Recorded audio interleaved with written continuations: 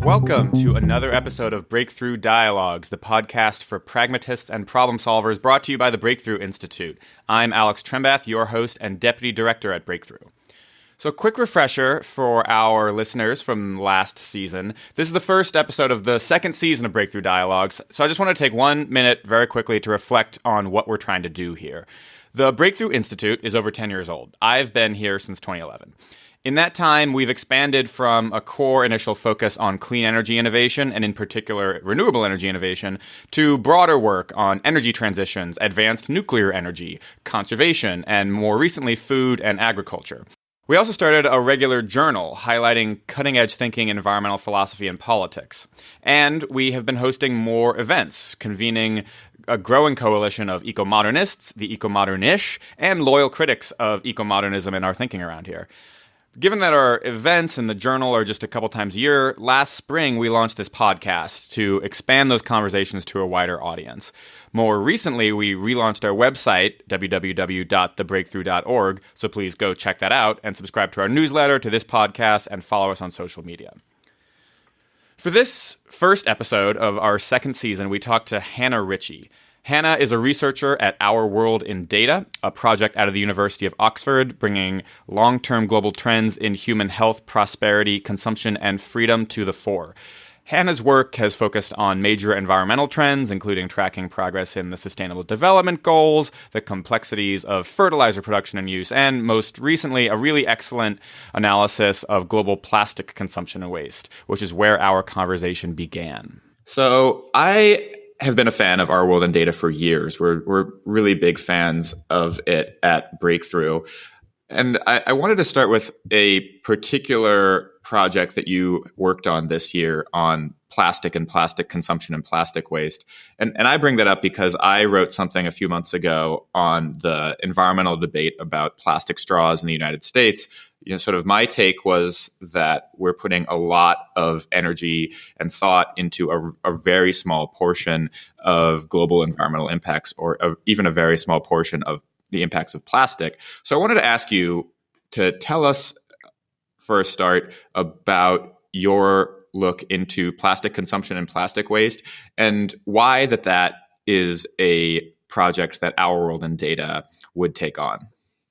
Yeah, no, I remember your plastic piece coming out around the same time that I published mine. And I think I really kind of fully agreed with what you said. I think we're very much on the same wavelength as that.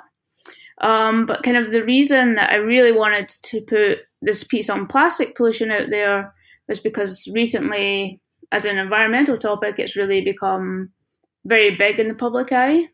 And of course, within the environmental space, there always becomes a kind of obsessive public focus a lot of the time, which changes, which carries its own issues. But for now, it seems to be plastic pollution.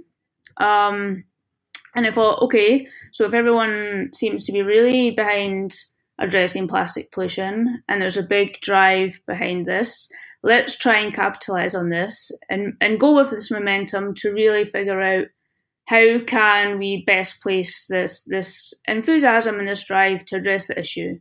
And I was seeing lots of stuff in the media, often well-intentioned, and within the public in terms of actions of how we address this. And as you say, it's always been focused on these kind of really low-scale interventions of like plastic straws, etc., which I knew intuitively, just the impact of that is just almost insignificant. So I really wanted to put out a piece that really looked at, okay, if we want to address this, how do we best do it? How do we best place this momentum? And to really do that, you need to zoom out, look at where plastic is generated, where plastic becomes a pollutant and potentially enters the ocean, and then that gives you clues on how you can best intercept that and really bring about change. And I couldn't find any resource on the web that really tried to synthesize this and bring all the understanding together into this easily understandable overview. So that's what I did. So at Our World in Data, we try to take kind of basic topics on global, spanning a range of issues on global development, kind of bring them into a kind of digest that mostly everyone can understand, and we try and present them through kind of interactive data visualizations and stuff that people can engage with, and is hopefully a little bit fun way of bringing data to life. So really the key findings from bringing all that together was that rich countries, although we produce a lot of plastic, we actually have very good waste management systems. And almost none of the plastic we produce really ends up in the ocean. So North America and Europe combined, global plastic pollution in the oceans is less than 5% of the global total. So really what we're saying there is even if we completely stopped using plastic altogether, we would have an almost insignificant impact on global plastic pollution.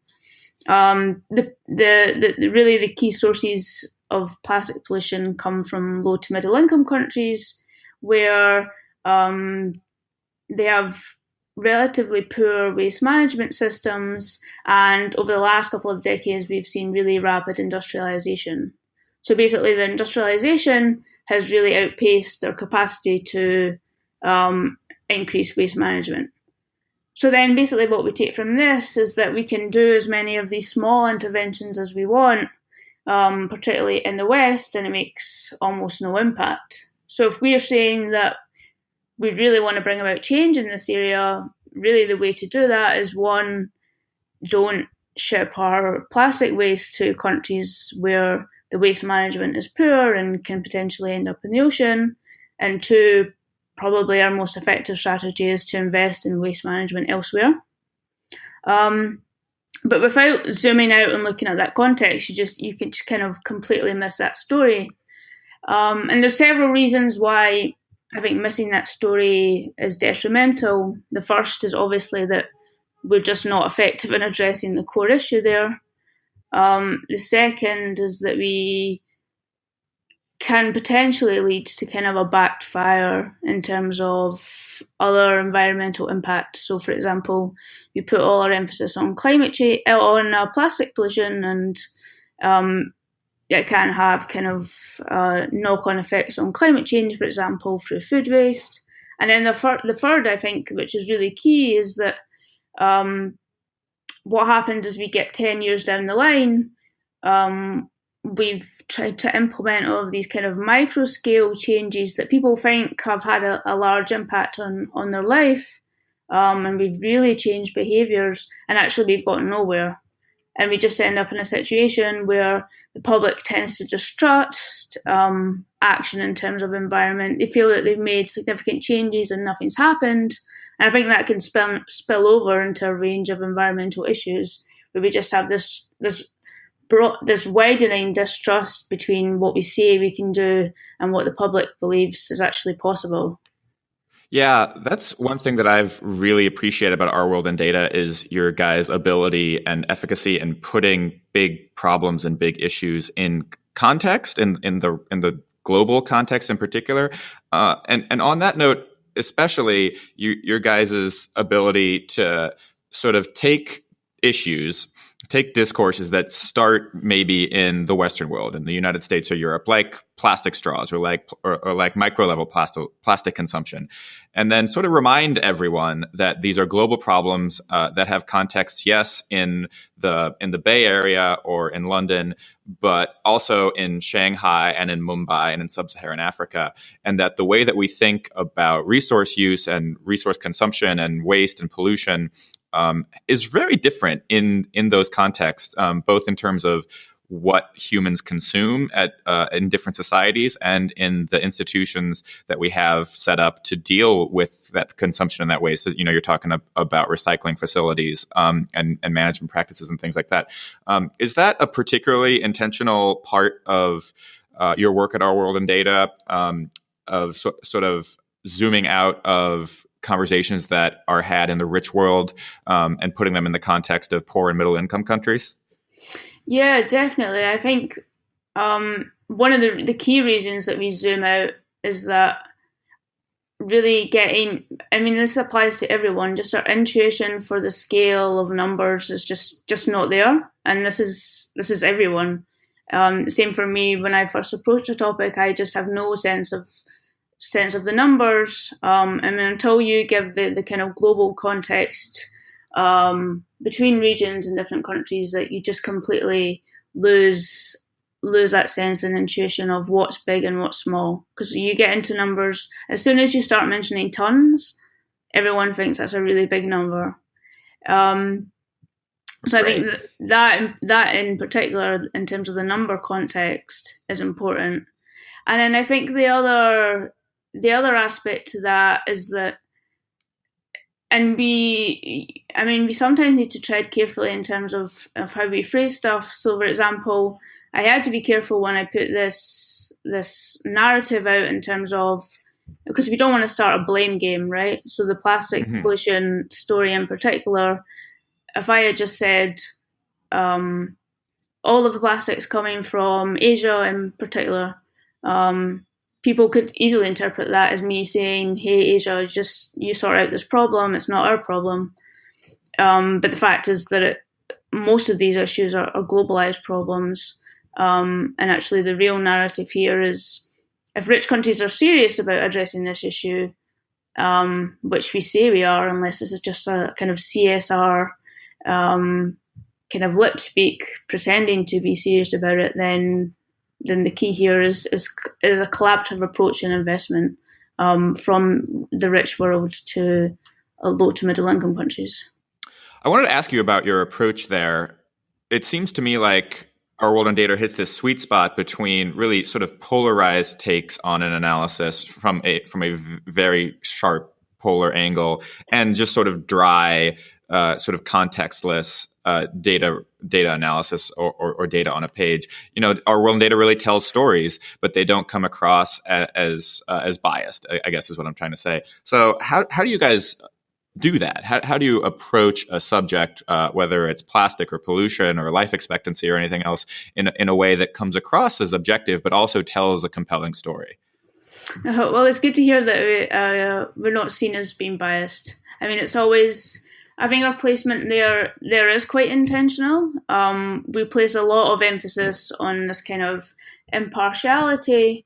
We really see our role there as being there to present what the global evidence and data is on important issues. And most of these issues, as you say, lie somewhere within a very polarized spectrum of opinions. And really, it's always our aim to kind of present this without any sort of kind of political or ideological agenda.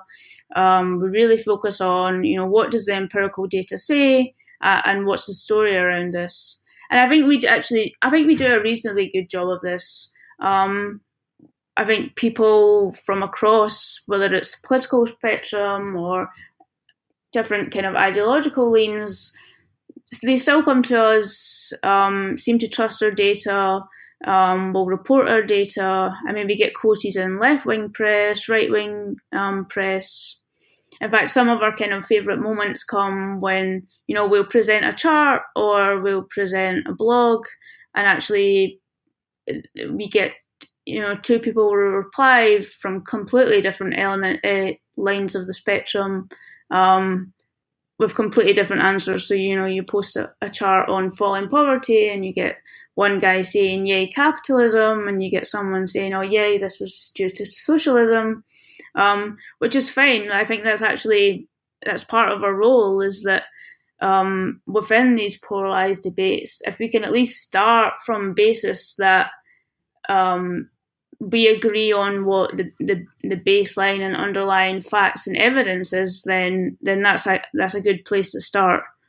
I think that's often missing from these sorts of debates, and the major problems arise when you can't even agree on the facts in the first place.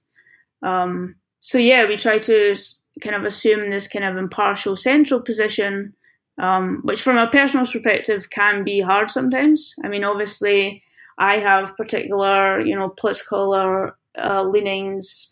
the other guys on the team also have that. But we very much try to stick to the data, and then present the narrative and the story around that.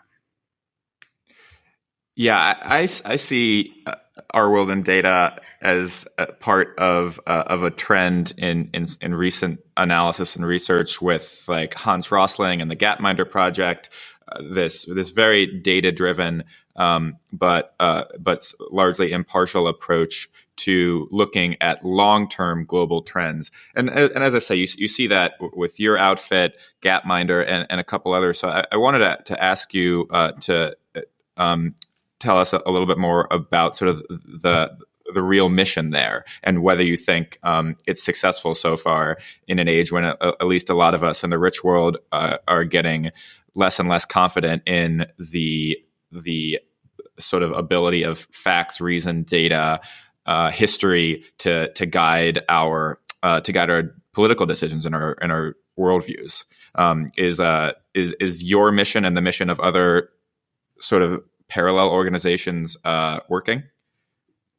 I hope so. So Our World in Data, I mean, we were very much inspired by the work of Hans Rosling. So he was like one of my major idols. And Max, who founded Our World in Data, he worked with him a lot in the past. And unfortunately he passed away, and we really miss his influence in that. But we're still very much in touch with the Roslings and Gapminder. So I think we ourselves and Gapminder really kind of work in a very similar environment, and in many ways our missions are the same and quite complementary to one another.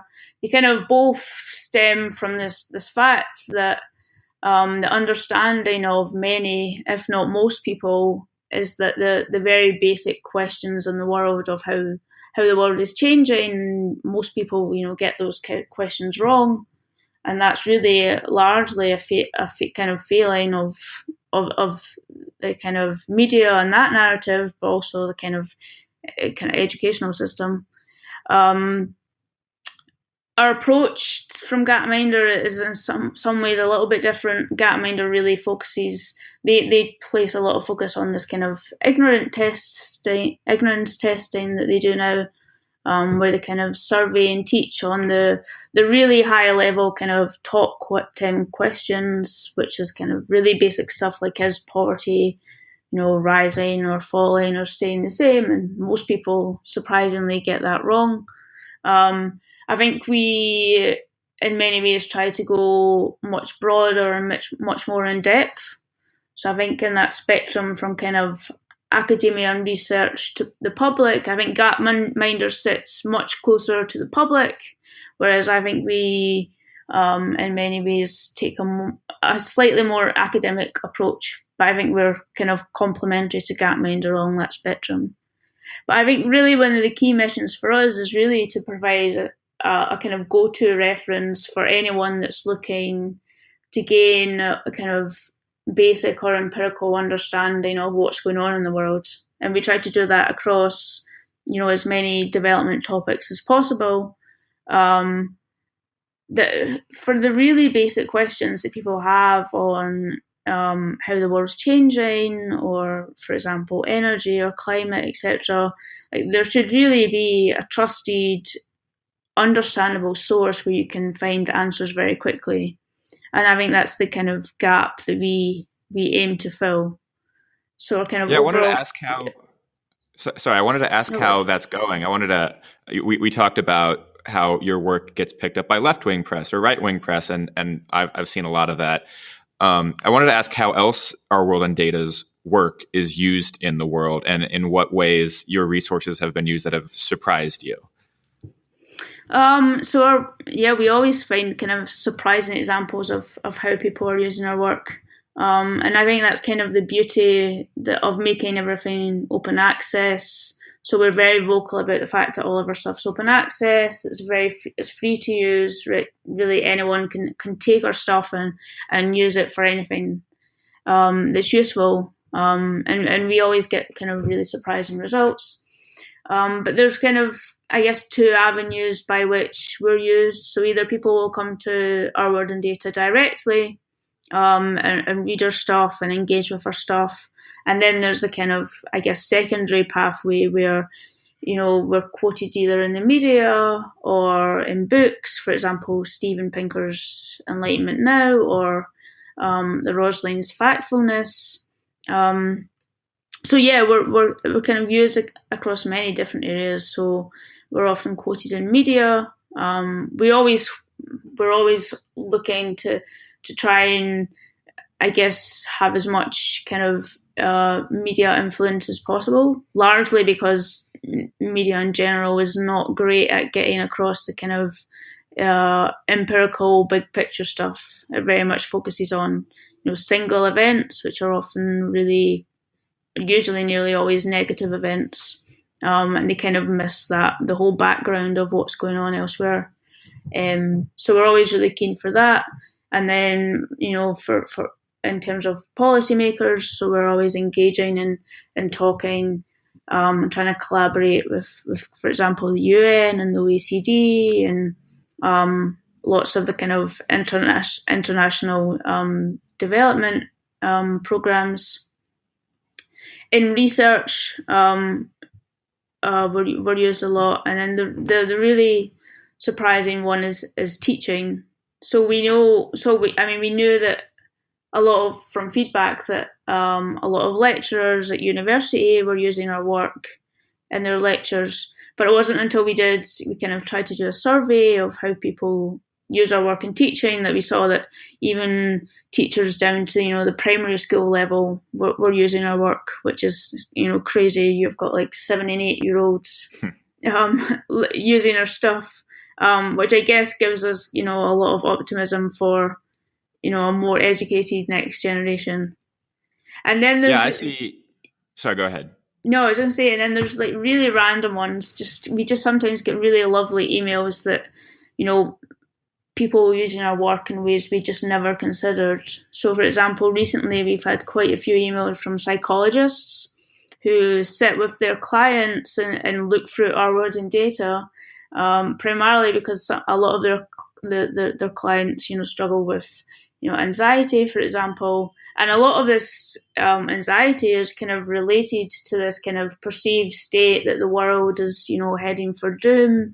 Everything's getting worse. This kind of irrational risk that tends to build up. And then apparently, if you show them our word and data charts, it really helps.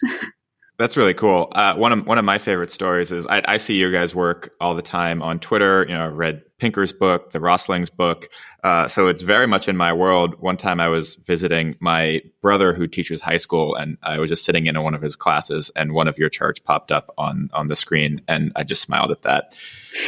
Amazing.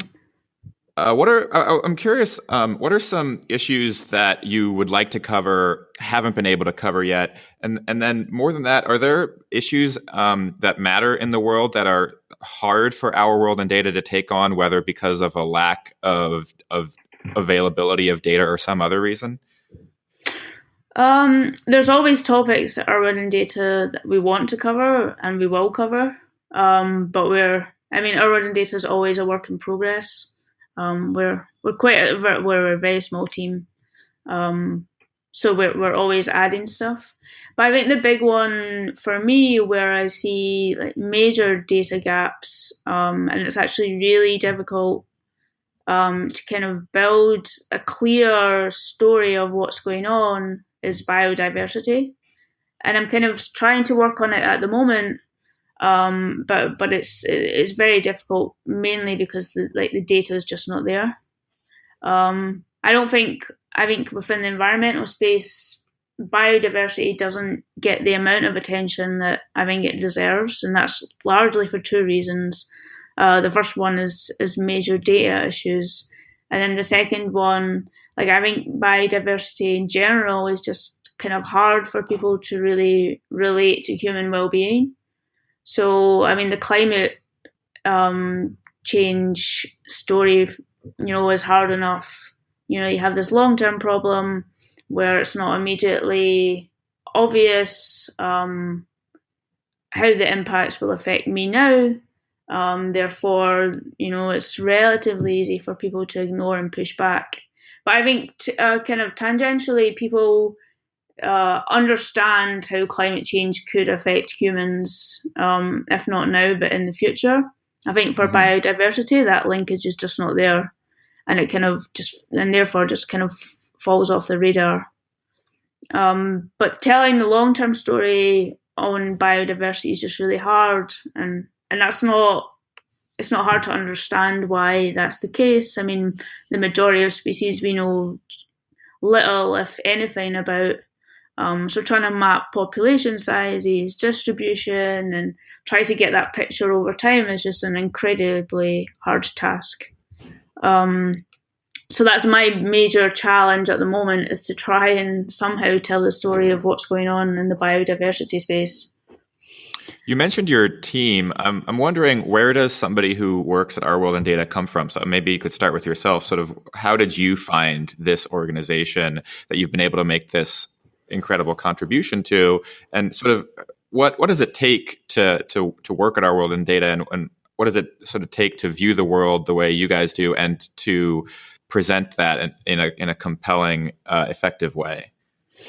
Well, I definitely didn't have the skills or the perspective needed to work at Our World in Data until a couple of years ago. So my background is very much in the kind of environmental science space. So like, I don't remember any time in my life growing up where, environmental issues was not kind of at the forefront of my mind, was not really big in the media. So that really became my kind of passion and obsession. So I went down the very conventional kind of environmental science university route. So I studied environmental geoscience at university, and then carbon management, which in many ways, my degree programs were really great in setting me up for an understanding in that area. But what they, completely lacked was any sort of kind of human dimension, or what was going on in terms of human progress. The narrative was very much just humans are wrecking the planet. It was very negative in that way. And I just never came across a source that pointed out to me how things in terms of human progress and well-being were changing. So I just, at the time, automatically extrapolated my understanding of environmental change, which was nearly all negative, into the human space. So at the time, I totally believed that poverty was at its all-time high, that more people than ever were dying from natural disasters. Child mortality was was at its highest. Hunger was at its highest. I mean, the classic Gapminder's ignorance test, those really basic questions, I would have done absolutely terrible, because I just didn't have that understanding. And my perception on these issues, I built around what I read in the news. So it's funny to look back on, because at the time I thought I was really clued up. I was really educated on what was going on in the world, because I was really focused on making sure I always kept up to date with the news and what was going on. But actually, all I got from that was natural disasters were happening a lot. There were terrorist attacks, and therefore the world was a really terrible place. And then actually, it wasn't until I came across Hans Rosling's work for the first time that my kind of perspective on the world just completely changed, and I realized that there was just this major blind spot in my understanding of the world. And then since then, it's really been my challenge to somehow combine these two worlds of environmental change and how to somehow find that a kind of compatibility with human progress. And my idols in this area were always David Mackay within the environmental space and energy space. And he does very, very high level thinking on kind of systems and that kind of zooming out perspective. And then Hans Rosling on the social and human progress side, which he very much does the same. So I kind of always wanted to somehow bring these two together. And then Our World in Data, I discovered Max, the founder of Our World in Data, and I knew that this was kind of exactly what I wanted to do. So I casually dropped him an email. I'd finished my PhD well ahead of schedule and kind of had a lot of free time on my hands. So I dropped him an email and said, "Look, I love Our World in Data, but your sections on environment and food and energy have some major gaps. Can I fill them?" And he, for some strange reason, he said yes. So that's kind of how I got into Our World in Data. But the skill set, to do this stuff is quite unique, and it is challenging. You kind of need to bridge that gap between being rigorous in data analysis, being able to zoom out and look at the kind of large perspective, especially within academia. Within academia, we tend to kind of fixate on really specific niche kind of projects and topics a lot. You really need to kind of shift out of that perspective and step back, and then somehow translating that kind of data analysis and the story that emerges and kind of frame it within a narrative that makes sense to people are really the core skills. And we spend a lot of time trying to refine that because it doesn't always come naturally. So Our World in Data does focus a lot on stories of progress in the world and setting problems in the right context. I usually end these conversations by asking our guests for an example of progress or hope they see in the world. I want to flip that for you, since you focus so much on these big picture stories of human progress over the decades and the centuries, and ask you, in your perspective on the world, what are the stories of loss or failure that you see that humanity really needs to get a grip on? Well, as you say, Our World in Data, we have loads of examples of where we've made substantial progress. In terms of loss and failure, I think, we always laugh that I really get the short straw in the team because I cover the environmental issues, and those are nearly always the ones that are heading in the wrong direction. So I could give countless examples of the kind of environmental issues that we're heading in the wrong direction on.